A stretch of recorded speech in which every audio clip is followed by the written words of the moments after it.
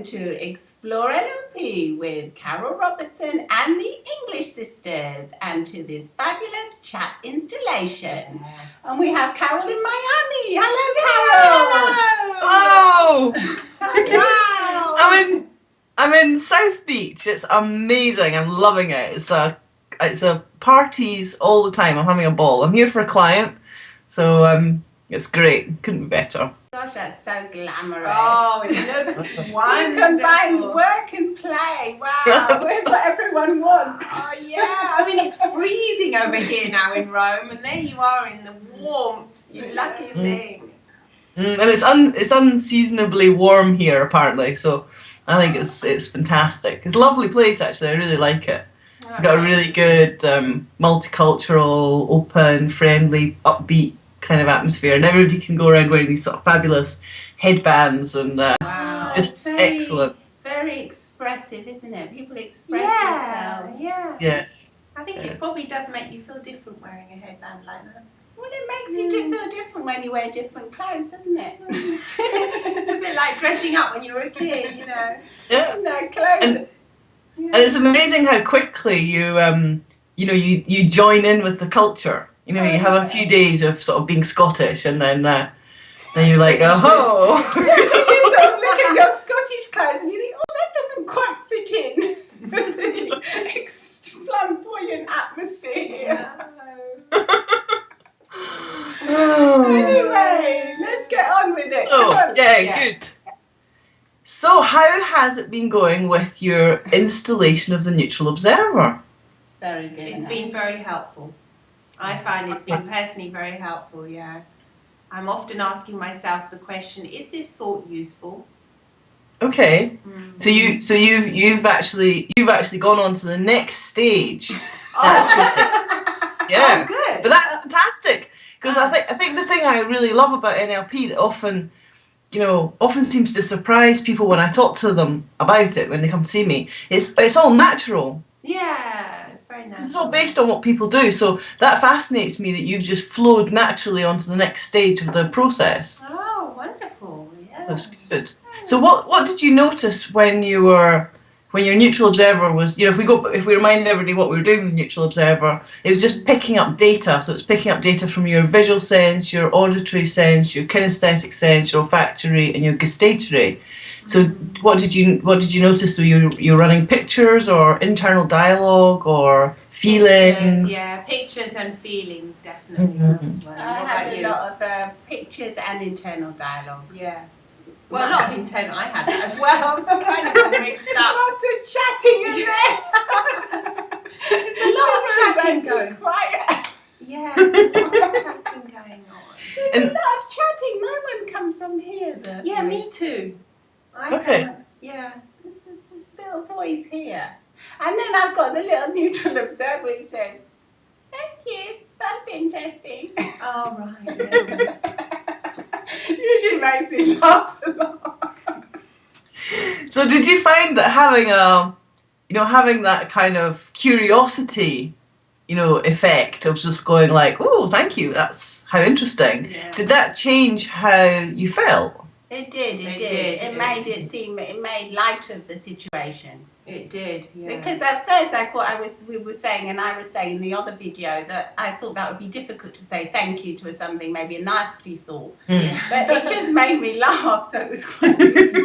Well, it makes you laugh, and then it sort of makes you become detached from it. It sort of creates this detachment, and you think, it's almost as if it's not you anymore. That's right. It's kind of funny, and you begin to think, is this just a thought then?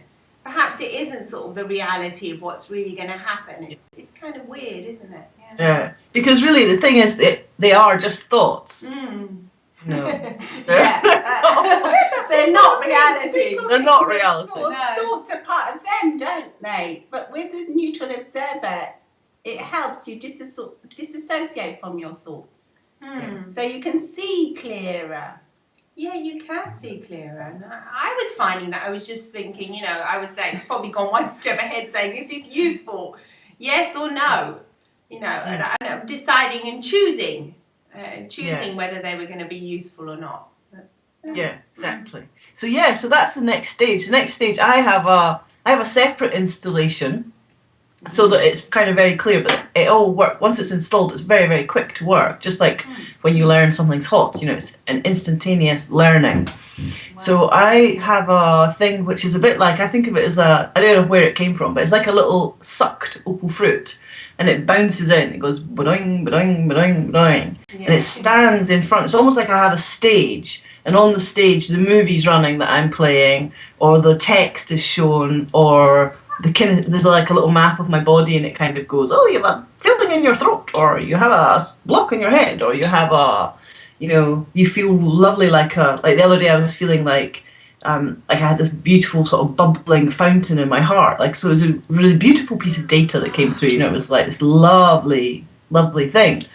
So it's like a map of my body, which has kind of coloured lights on it or something. So basically the opal fruit bounces out, looks at this data, and it's an opal fruit because it never gets to really wear clothes. It's like a kind of one-liner.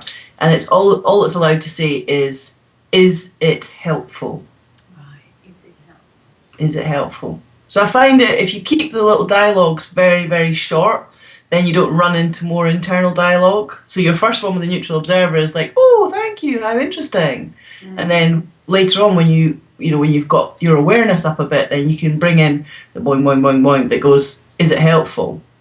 And then, basically then, a multitude of NLP techniques can be brought in to alter your state so that you can get to where you want to go. So if you want to lose weight, you know, you're going to be able to use it. If you're feeling depressed, you're going to be able to use it to cheer up. If you're feeling a bit scared, you're going to be able to use it to shift things. If you want to be more motivated and walk about wearing a tiara, you're going to be able to do it, you know. It's like... So basically you can do anything with your little opal fruit. Yeah. Well, the opal fruit just asks the question, and then it's, you know, it's like one of these people in a play that only gets one line, which is why it's not got a costume or anything, because it just comes in, it goes boing, boing, boing. Is it helpful? And boing, boing, boing, back off again. Back off again, right. Yeah. So sometimes my opal fruit changes colour, but that's all it gets to do. So would you like to install this into us now? Oh, yeah. Yeah. Install it into all the viewers. As you would. That's it done. So you, I mean, it's really interesting because you just did it naturally, so you're onward bound. And then from there, we can start to, you know, to employ different things. So you probably noticed when you were using your neutral observer that you had some things that were quite complex and some things that were very simple. Some things come under the category of definitely being helpful, and some things come under the category of definitely being unhelpful. Yeah, definitely. Yeah. So sometimes it takes a little bit of thinking. So then you're kind of thinking outside. You're thinking outside the box is your head, about whether or not this thing's useful or not. So yesterday a client was very interesting, and we both had to sit and think quite, you know, for quite a few moments about what the internal dialogue that was going on. Was it useful or was it not useful? So sometimes it's not as clear cut. Yeah, it'll fall into two categories. So the first part of the process is awareness, you know, picking up, you know, it's based on our first program of curiosity. It's becoming, so you know, we're mapping the outside world by our ears and our nose, our mouth, our eyes, where they're like peripherals on a computer. So we're mapping everything. In fact, what we're seeing is highly complex information, where we're seeing light bouncing off objects, and we're hearing sound waves and all sorts of things. And that we make sense of it inside our brains. Then inside our brain, if we think of it in a very simple, metaphorical way, we then form a collection, if you like, of memories, and also a kind of bank of imagined possibilities. And they are representations of these senses. So they're visual, they're auditory, they're kinesthetic, they're olfactory, and they're gustatory. So like we talked about in the first program, you know, we find it probably fairly easy to pick up our pictures. You know, like if we say to somebody, oh, imagine your favorite pet, or your mom, or your house, or your favorite video game or something.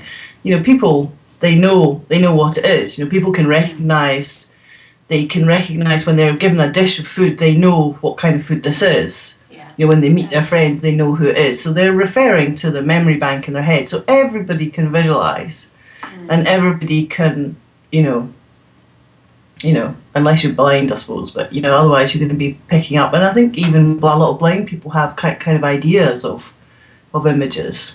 I'm not sure that's something that you could explore. Them in a different way. Yeah, could be. Yeah.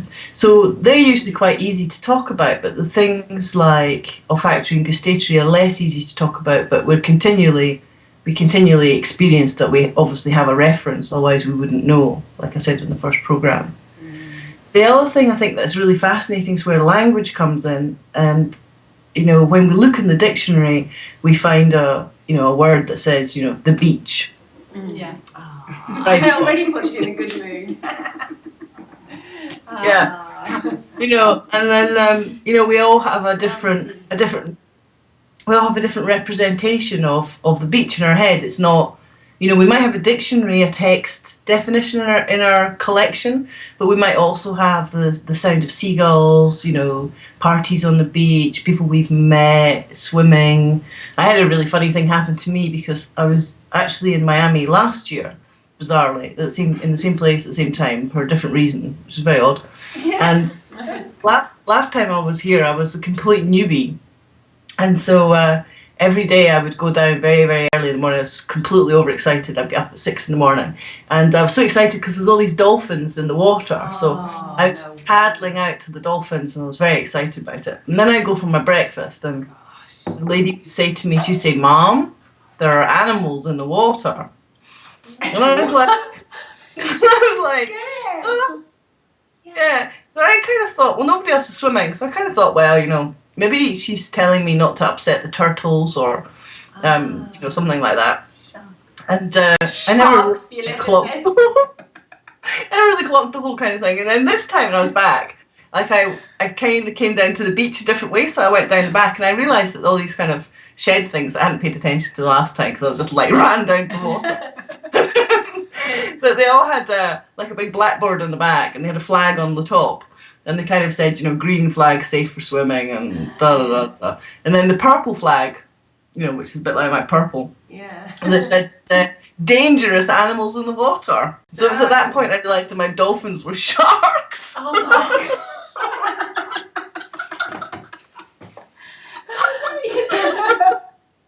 But you just thought they were dolphins. That's cute. Yeah, I thought they were cute dolphins, you know.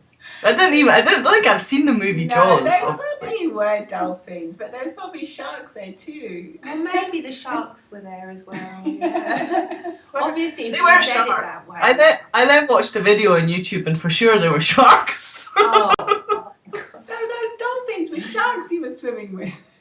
Yeah, I was just paddling, thankfully. So anyway. Oh my goodness. But you know, my point is that, you know, language is you know, it's a funny thing, or the way that we represent it and then what we know. Because when I saw that thing, you would have laughed if you seen me on the beach, because I kind of did a kind of like, Oh, no wonder. You suddenly got terrified. Because you know what sharks do. Yeah, you have a mental image of what sharks do. Of But course, some the sharks dolphins aren't dangerous though, are they? They're not all dangerous. No, it's probably best not to swim with them. No, it's not a good idea. No. No wonder the lady said, "Ma'am, there are animals." I mean, she could have been a little bit more specific. The hotel should have had something a bit more specific, though. Please do not swim. Yeah, it does. It has on the back of the beach huts, like any sane person would do. But I mean, if you go running in, it's like when we went to We went to Barbados. As soon as we got to the hotel, we were like savages. The whole plane did the same. They all ran out onto the beach. We were They'd so never wild. seen the sea before. God. We went into the lovely warm water. There could have been anything in there. Well, there was nothing. We asked the lady on the plane if there were things in the sea, and she said no. Oh, It's she did. beautiful. Yeah, she was a native, wasn't she? Yeah, she was. Oh, that's... But I mean, it's the kind of thing that we, you know, we get excited about. Yeah, we would do the same thing. Yeah. It did make me think about how we frame things, and when we change the frame, how differently we feel about it. And that's an NLP technique. It's called reframing. Yeah. And, you know, that was a reframe that I did the other way around, if you like. Yeah. Well, yes. You made it into a wonderful play area with dolphins. You certainly did reframe it in your But brain. it also goes to show, like, people, for instance, public speaking comes to mind, that people are so afraid of public speaking, and it's probably because of the frame it's been put in. Because otherwise it should be a pleasure to be able to speak in public and speak your mind. Well, yes. You know, it could be a bit like the dolphins and the sharks. You know, instead of having your audience as sharks, we could see the audience as dolphins. Yeah, ready to play with you and caress you. Yeah, take you on a lovely, enjoyable ride. Definitely. Yeah. I mean, that's why they say on the back of the beach huts, they say, you know, that the magenta flag is when there are dangerous animals in the water. And the lady, obviously, she couldn't bring herself to say the dangerous words. So she was just like, Mom, every day she looked more and more serious and more like, you are uncut. And I was like, because I'm really fascinated by animals. So I just thought that she'd kind of tapped into my fascination of animals, you know. I hadn't realised that they were deeply concerned about my morning behaviour. She should have been more clear. That's another way how communication, you know, if you do not communicate properly, you're not going to get your point across. That's why language is so important. Yeah. That's why, like you were saying yesterday, one of your clients was saying, you're just talking to me, you know, is this going to help me?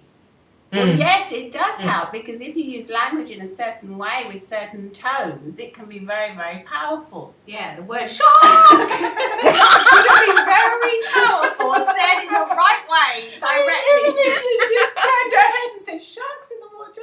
Or just shark. If she just said to me in the morning, if she just said, there are sometimes sharks in the water, I would have stopped doing that. You know, like... Well, thank goodness you're safe and sound. And I'm more educated now. And you see, you know, there is no failure, only feedback. Yeah, well, in this case, you were lucky and you got good feedback from it. It was it was a dangerous situation you were in, but you know, everything turned out well. Yeah, thank goodness. Yeah. Fortunately. Yeah. Well, and then I think it's sort of how we kind of map experiences. You know, one of my ideas is that, I don't know if you've ever been in the kind of situation especially when you were a kid, when something happened to, you know, maybe one of you, and then, you know, you're really worried, you know, you're bleeding knee or, you know, something like that.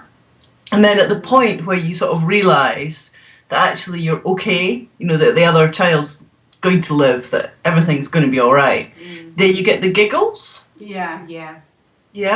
And then usually you get told to stop giggling. Yeah. That happens it's sort of often. like a nervous laughter. It's like a release of sort of tension. Phew, I'm okay, and you know. Yeah, when I know what you mean. Yeah, like when you see somebody fall down or something, you might start laughing. Well, I think it's at the point where you realise that they're actually okay. Yeah, when they get up. When you see, obviously, if they're on the floor, no. Yeah. Well, I think this is I think this is something that culturally, like, we kind of stop happening. But I wonder if it's a natural way of preventing us wiring up so that we are really stressed about something. You're probably right. Yeah. So it's like when something bad happens, we map everything that happens around about. You know, so we map. Well, it's it's an Afghan carpet. And, you know, she had a big ring on, and it was sunny, and whatever. You know, we pick up each of the 5 senses, and we map that, and we say, okay, that's, next time we see any of these things happening again, then, you know, it's a cause for alarm. Yeah, danger, Danger, like, woo, you know, like, because we are animals, you know, so you see that with the horses in the field, you know, there are certain things that happen, where, you know, there's a hot air balloon that comes across and they go, whoop, you know, and they all kind of, you know, they climb up to the highest bit of the field and they make sure they've got lots of room to run in 360 degrees. And they're full of adrenaline, you know, they're pumped up, you know, they're like, whoo, what's going to happen? And then usually once they decide they're safe, you know, the hot air balloon is retreating, or it might be, you know, a person with a tarpaulin or something like that. At the very point that the thing is going away, then you see them, they do the same as the giggling, I think. Their tails come up and if it's a big tarpaulin, they'll come running after the tarpaulin. So they suddenly become really curious, like, whoa, what's that, you know? So they practically burst out giggling. Yeah, they practically burst out giggling, and they'll jump. You can train them to jump onto.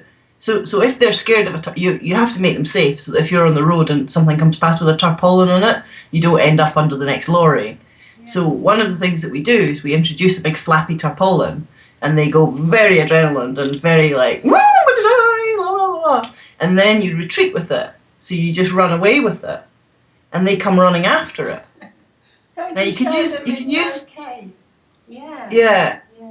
So I think it's then they get a different flow of chemicals, and I think that this is what happens with humans. Absolutely. So that's why we have that built-in giggle. Yeah, I think that's a very good observation. That's an excellent natural observation, because I think that's probably how phobias are created. Like, if you notice, spider phobias are often passed on from generation to generation. People actually think they inherit the phobia. Some people actually come and say, I've inherited this phobia. And it's because of the child seeing the mother or father screaming their heads off when they see a spider. Well, look at my nieces. I mean, the father, I've got the classic, the father is frightened of birds. Any birds or chickens. And he's passed it on to the kids, to the two little girls. And whenever they see a pigeon or anything, they have this exaggerated reaction. I mean, or chicken or something. It's actually very sad, because, you know, we're laughing about it now because of the way she said it. It's really funny. But if you have got a bird phobia and you're in the street, it practically makes it impossible for you to walk along the street. It's a bit like if you've got a dog phobia, that you're really, you know, scared of dogs. Definitely. And it really is. It's like what you say, an over-exaggerated reaction to something that really isn't dangerous. Well, I think he got bitten by a chicken once when he was little or something. He got bit or pecked by a cockerel. It was. He had a little experience when he was little. Yeah, and so, you know, so what's happened is, you know, what I think's happened is that the brain has mapped everything that happened then. Yeah, that's right. You know? And then it's like it's there, and then there are all these neural connections that come off it, and years later. You know, so it's like if you imagine a baby, and you know, the auntie comes up and she's got some perfume on and some face powder on, and she's wearing a blue dress, and she has a baby's rattle, a blue rattle, and she's playing with the baby, and she accidentally drops the rattle on the baby, and the baby gets a bump on the head. You know, that can present years later, when the person hears a particular kind of noise, like maybe the fridge door opening, and his wife's wearing a blue dress and she's got that perfume on and stuff. And then it's like, you know, there's a feeling of tension because the brain's going, whoa, watch out, watch out, watch out. Goodness me. Well, I can That's believe what that. I think. Yeah, because when we had our little puppy, Teddy, when he was a puppy, they said you should like make a loud noise, a rattling noise. And he was only a puppy, to stop him from doing things. I used to think it was a bit cruel, but I mean, it was just a gentle noise, like something shaking in a tin. And just do it near them. And so not to bite things, so not to bite the furniture if he's doing something he shouldn't do, and it stopped. Yeah. It stopped him doing it, but in the end we thought it was almost a bit cruel. Yeah, you didn't do it. I just did it once or twice, and I saw him so startled by it. It was the because sound, they've probably got heightened hearing. Of course they have. They're dogs, Yeah. Of course, yeah. So for him, it was probably like the baby having a rattle fall on its head. Something so shocking. It was an unpleasant experience that was then stored in the brain, and then years on later, when it was no longer useful, it was still presenting itself as danger. So the thing is, you know, that's why this neutral observer can be so useful, because you can because it can give you information about what you're doing and what the trigger is. You know, what's actually bothering you. You know, because sometimes, you know, for instance, I mean, going back to what we were saying about phobias, just to finish that up, you know, I've had quite a lot of clients who've not been able to leave their houses because of phobias. I mean, it's it's debilitating and awful, horrible thing. You know, it's what's wonderful about NLP is that, you know, it can be cleared up in one session. Yeah, it's brilliant. Yeah. You know, and then the person's actually, you know, free to go and live their life and do all of these things again. You know, it's fantastic. It's absolutely brilliant. Because it's horrible, you know, that, you know, I've met people who are just terrified that, you know, the thing that they're scared of is going to be round the corner. Yeah, that's living their lives in fear. It's very sad. But I sort of wonder when we suppress this giggle factor in our culture, you know, because we sort of say, you know, don't laugh when your brother split his head open. Do you know what I mean? I think a natural reaction to disaster is laughter. Because, like, when our parents died, our kids were, you know, they were quite.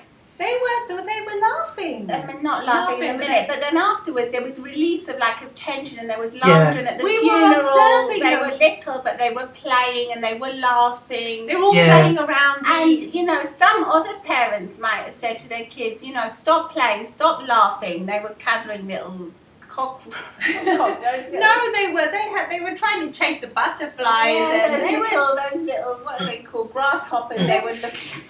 They were just playing all around the edge of the tomb. While they were burying. It made us feel like laughing though. We thought this is life. This is life. Death doesn't have to be so serious. I mean, the children are teaching us a lesson. That we looked at them and we thought this is fantastic. Yeah, we loved it. And obviously our parents died at a mature age and everything, even though they'd suffered a lot because they'd had terrible cancers and things. Yeah. But it was still a demonstration that sort of life goes on, and you know, you go back to the earth, but then you're sort of reborn. I don't know, it was very spiritual. It was very lovely. The fact that the kids were sort of happy and playing was lovely. They were playing all around. You remember how wonderful it was. I think it's lovely that you allowed them to express themselves and to be natural. Yeah. You know, a natural process. Yeah, but perhaps if we hadn't though, like what you were saying before, if you do suppress it, you say, no, this is a very serious occasion. You must be, you know, sad.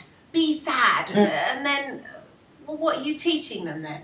You're teaching them death is a tragedy. It's a tragedy. And it's sadness. And it's okay to be respectful. Obviously, they had to be quiet during the funeral service, and that's okay. But then afterwards, we allowed them to play. Yeah. You actually do teach them that it's, you know, not to suppress emotions.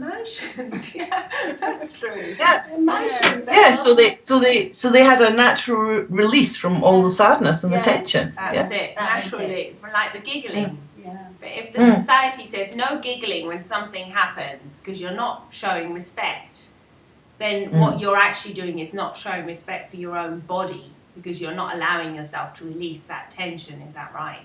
Yeah, I think that's what it is. Well, it's just something that I've been thinking about. I mean, NLP is very much about how we do things, you know, so it's about the process of, you know, how a phobia is, how we construct our phobia, or how we construct our loop, or, you know, what we do, you know, what process do we go through, and then we can work with somebody, or we can work with ourselves to change it and to install a different way of thinking, or a different response to the stimuli.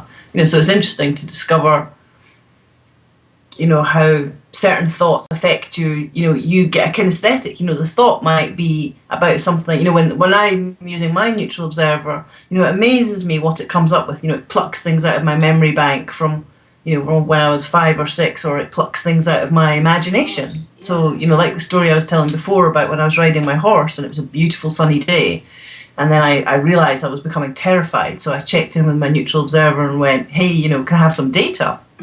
Yeah. You know, you can actually do that. It's amazing. You can actually do that. It's fantastic. Really. Yeah, it's fantastic. It's like a little so you can just make massive change. So I couldn't believe it when I did that, and I saw, you know, there was a big video of me doing something completely different from what I was actually doing. You know, and I mean, this is what happens, you know, going back to what you're saying about public speaking. This is what happens when, you know, if I come and chat to you on here and I think, oh, it's going to be great, I can't wait to see them, and I've got all these things I want to talk about. When we made that decision to make our shared conversations public. Yeah. But if I think, like, oh, you know, like, you know, my mum might watch this. millions of people might watch it, or then I run completely, for each person I can run a completely different video. And then what would your neutral observer say to you?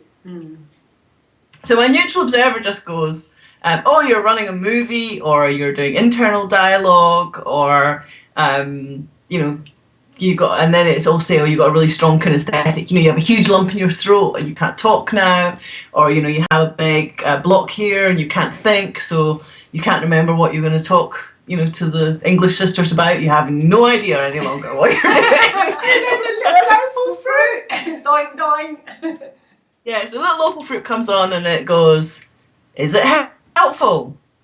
And so so then I go, okay, so say we've got an example of when when it was saying to me, oh, you're nearly 50 and you're fat and you're stupid, and I was riding a horse at the time, so that's quite a complex little structure there, because it was movies and everything else, but the audio was very loud. So instead of going for the movie, because the movie was spectacular, the movie was, I'd fallen off the horse, it stood on my head, the helicopter had come. It's it no longer worked.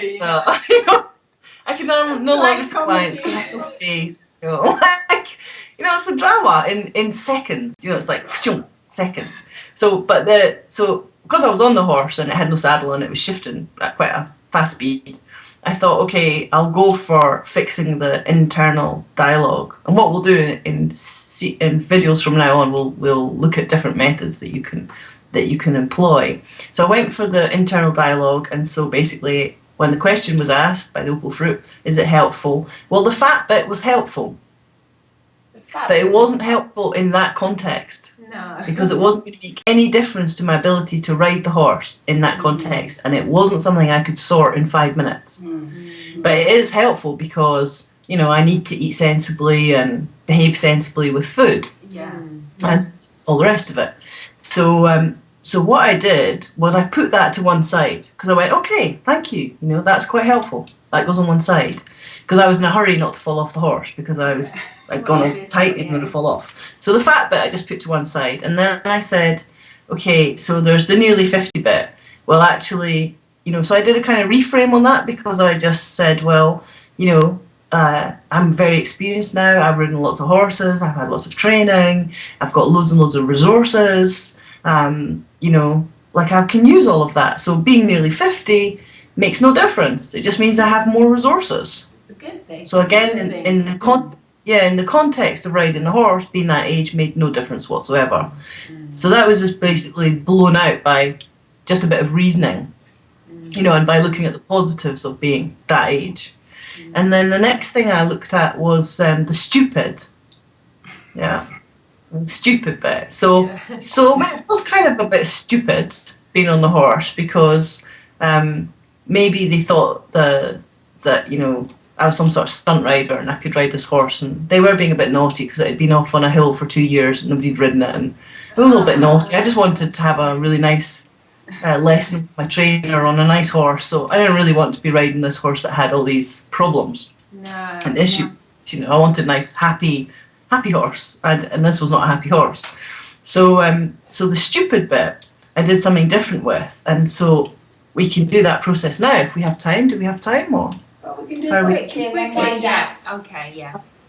Okay, so what you do for internal dialogue, there's a load of different things that you can do. This is one of my favourite ones, and one that once it's installed, it just runs automatically. So for me, what happened was this actually happened in 10 metres on the horse. It was so fast. It's just like the way that we have our thinking processes. Everything's installed. Everything that we learn is all installed. So it's very quick. So basically what I do is I choose somebody, a comedian or a cartoon character that's very, very funny to me, and it's installed in my head. So I actually have a kind of Rabsy Nesbitt. I don't know if you know who Rabsy Nesbitt is, but it's kind of awful. It's like the awfulness of Scotland.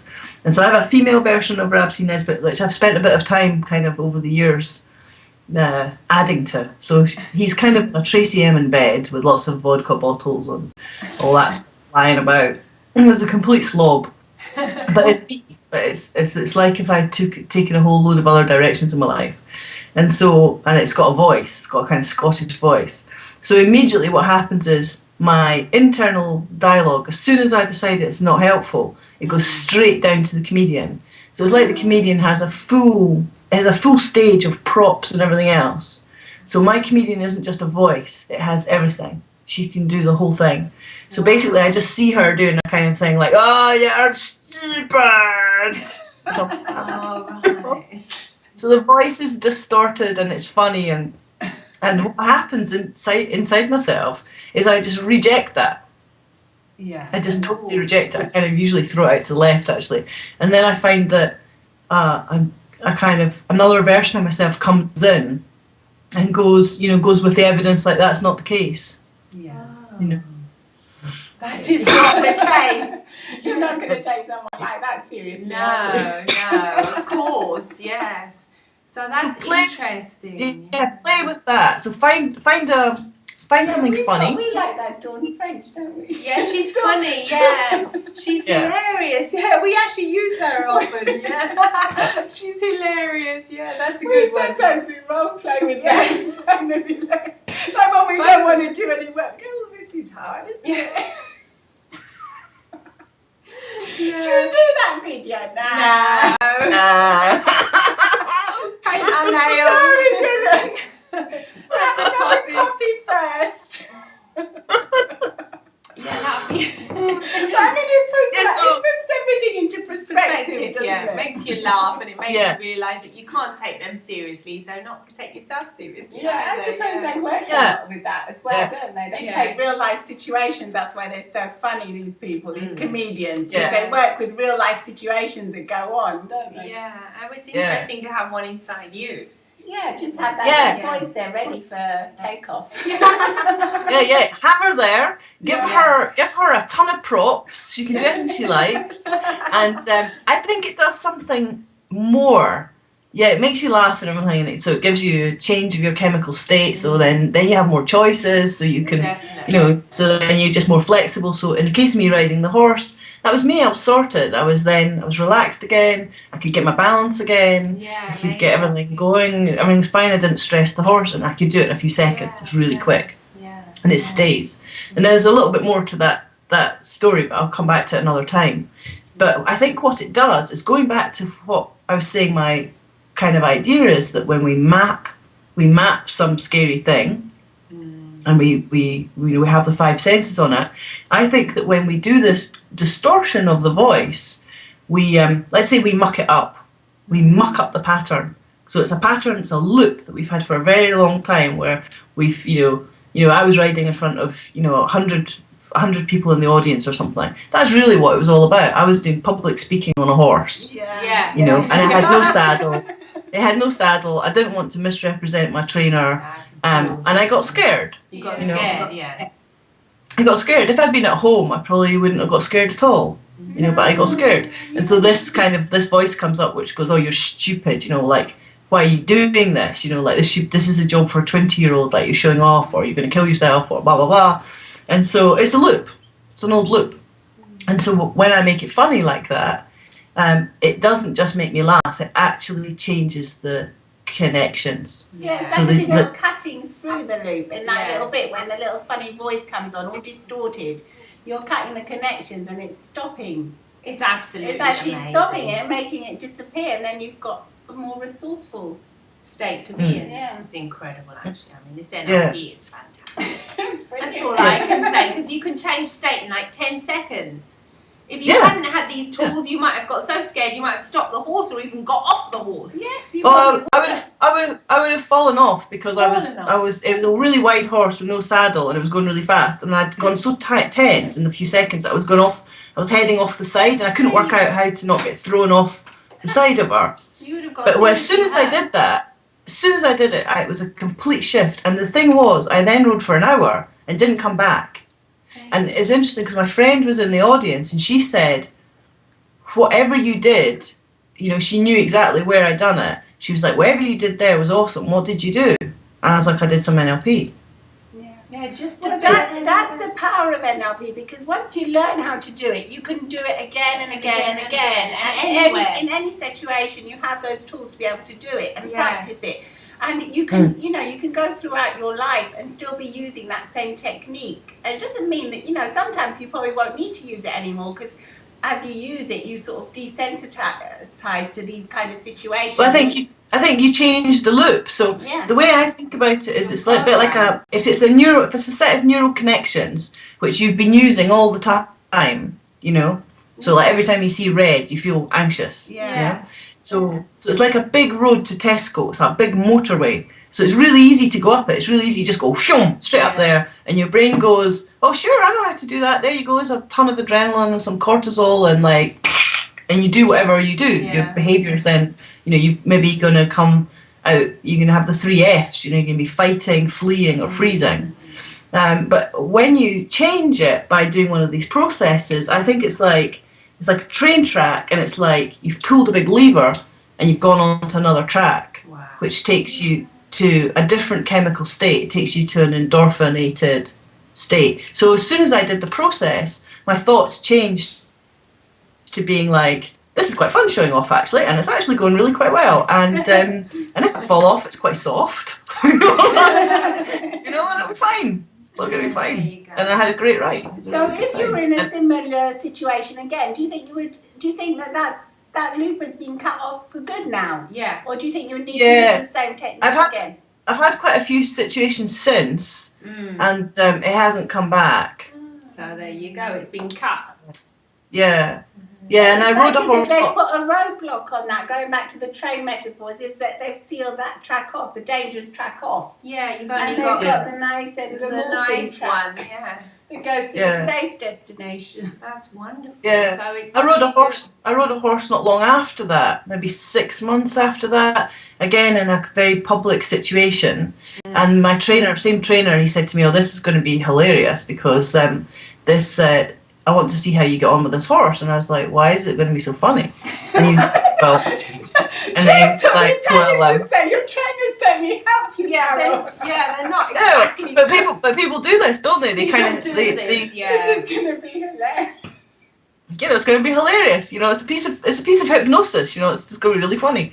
So I was like, great, nice piece of there. No, so I just asked questions. So I'm like going, what do you mean exactly?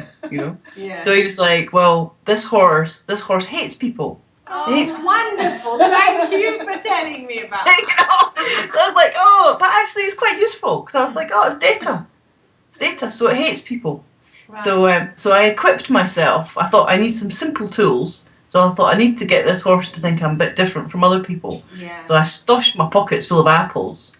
And before I got on him, I kind of put an apple on a fence post, and I went, "Do you want to go over there?" And he went, "Nah." And I went, "There's an apple over there." And he went, "Oh, good plan." And I went, "Okay, let's go over to the apple." So we went over to the apple, and I went, "Sure, you can, I'll have a wee bit, and you can have a bit." And he went, "Oh, you're quite cool." And then I had another apple over there, so I went, "How about going over there now?" And he was like, Nah, don't do anything for people. And I was like, "Yeah, but there's an apple over there. Good plan, eh?" And he was like, "Oh yeah, let's go." So when I got on him, I kind of had heard what he did, and apparently he just goes straight through fences, doesn't stop. He's built like a tank. Good. So I thought it was delightful. And so they said to me, "Oh, he'll just keep going on to the next county." So I was like, charming. So there's apples in the way. Yeah. So I did the same thing. I put a couple of apples on the fence posts, and when I got on him, he went, thinking about my thing. And I went, "How about going over there to the apple?" And he went, "Don't do that." And I went, "But the apple's over there." And he went, and that was us. We were off and trundling, and he was fine. He was absolutely fine. But he had a habit of, what he did was, he would, when he didn't understand what was going on, he would just head off to the audience, because he probably found that everybody patted him, and it was all quite hilarious, and humiliating for the rider, but hilarious for the audience. So he did that to me quite a few times, and he didn't just head off to the audience, but he actually got into the tent with the audience. So he's climbing to the chair things. And that would have really embarrassed me before, but I just laughed. Yeah. So I think that the changing the direction of it in the previous one obviously has worked long term. Well, that's great. That's fantastic. So that's the magic of NLP for anyone watching, any of you newbies out there. Yeah, definitely. And Yeah, so it can basically be done it's in a like few fear- seconds wherever you are. It's all going Yeah. in your mind. Yeah. So fear of public speaking, fear of becoming angry, depression, everything really. So we'll continue to look at a lot of different tools, but your basis for doing it on yourself, because often, it's great to go and work with somebody because they'll see all sorts of different things. Like the other day I was, speaking to a friend on Skype a bit like this, and he's a really special NLPer, and we were working away. It's Adrian Reynolds. And we were working away, and I was talking to him about this big contract I've got, and it's kind of awesome contract. And as I was talking about it, I was doing this with my hands. And he said, "Carol, whoa, whoa, whoa, whoa, whoa." And he got me to repeat what I was doing, because I was talking about the money in this contract and everything else. Pushing it away again. Yeah, he was like, I was doing that. So he's just like, redo it, rewind it, So I just said the same sentence again, and I did this with my hands. Yeah, coming towards and it. Completely different. So the next time I went in to see my client, my behaviour was completely different. He actually gave me an iPad, and previously I would have said, "Oh no, I'll buy my own. It's okay. Thank you very much, very generous, but I'm very Scottish, and I'll buy my own off my wages." And I didn't. I went, "Oh wow, thank you." Yeah, great. Take it in. I love it. Yeah. I was like, I really wanted one of them. Like, wow. And he's like, "Yeah, I knew you did." And I was like, "Oh, lovely." Yeah, there you go. And I realised as I was doing it, I was like, "Whoa, that's a complete change." Just from that once, it seems simple. So if you go and work with somebody, it's totally worth it, because the person's really experienced watching everything that you do. But if you install a neutral observer, and then you start to learn the processes that we're going to teach you on these videos, then you're going to start to learn to notice where your hands are, and maybe to think, well, what would happen? No, you can be playful. What would happen if I say the same thing doing this? So we'll work away with it. Very interesting. Very interesting. Looking forward to the next one then, definitely. Absolutely. Yeah, wow. We've got the opal fruit to work with now, haven't we? Yeah. Okay then. All right. Well, thank you for watching, everybody. Yeah. It's been lovely to be here with you and to share this experience of exploring NLP. Definitely. Wow. And have fun. Have fun. Thank you. Okay, bye-bye from the English sisters. Bye-bye. Carol. Carol Bye, Carol. Robertson. Bye, Carol. Bye-bye. Bye.